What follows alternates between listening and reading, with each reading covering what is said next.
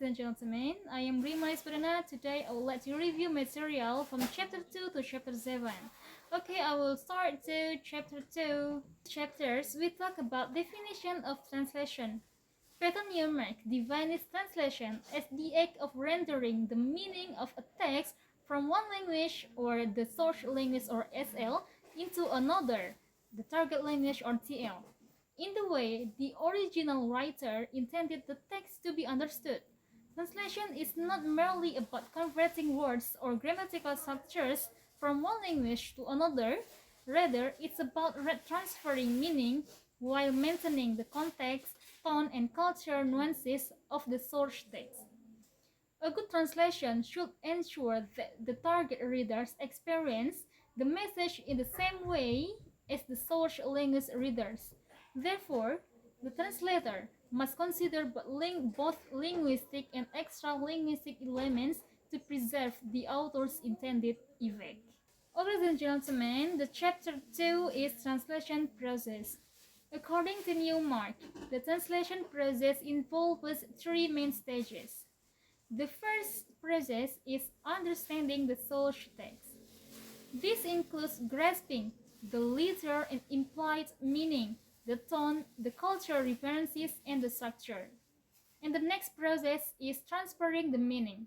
Here, the translator mentally transfers the meaning, often adapting it to fit the culture and expectation of the target readers. And the last process is about reconstructing the message. This stage involves expressing the meaning naturally and correctly in the target language. The next chapter is about language function. Language, according to Newmark, performs different functions, and understanding this function is essential for making proper translation decisions. He identifies three primary language functions. The first is expressive function. Focuses on the writer's emotions, thoughts, and personal style. Examples include poetry and literary work. The next is informative function. Aims to convey factual information clearly and precisely, such as in scientific reports, news articles, and manuals. And the last is vocative function. Intended to persuade, command the reader, often found in advertisement, slogans, or public notices. Each function requires a different translation strategy. Expressive text may need to preserve stylistic features. Informative text must prioritize clarity and accuracy, and vocative text often demand cultural adaptation to trigger the same response in TL readers as in SL readers. The next chapter is about text categories and text types. Newmark classifies text into three main categories, which correspond to the language function. The first is expressive text, literary, autobiographical, or artistic text that highlights the author's personal voice and creativity. And then informative text, text where the focus is on conveying information such as academic writing, technical documents, and reports. And the three is vocative text, text that address the reader directly to provoke a response, such as advertisement, guidance, or political speeches. He also talks about text types in terms of genre and structure. Recognizing the category and type of text help the translator decide which aspect to prioritize: faithfulness to the form, adaptation of context, or persuasive appeal. Each type requires different degrees of freedom in translation. Ladies and gentlemen, the next chapter is about the unit of translation and discourse analysis. Newmark introduced the idea of translation units, which are not fixed but vary depending on the context.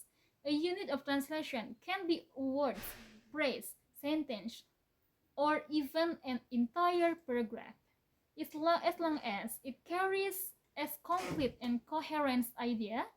This concept moves beyond the rigid idea that sentences or words alone are the basis for translation. He also highlights the importance of discourse analysis in translation.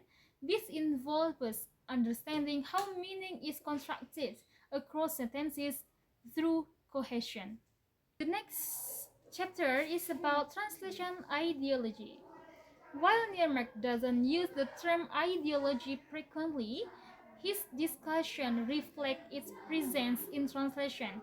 He speaks about the translator's ethical position, whether to remain invisible and loyal to the source text, or visible and adaptive to the target audience.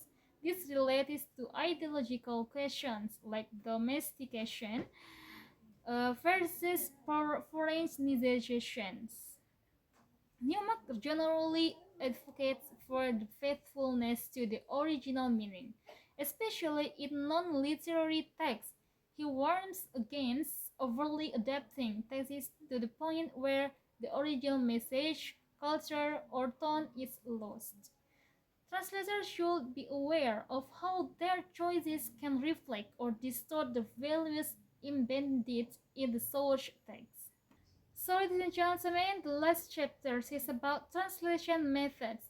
Patton Newmark introduces 8 translation methods, ranging from SL-oriented to TL-oriented approaches.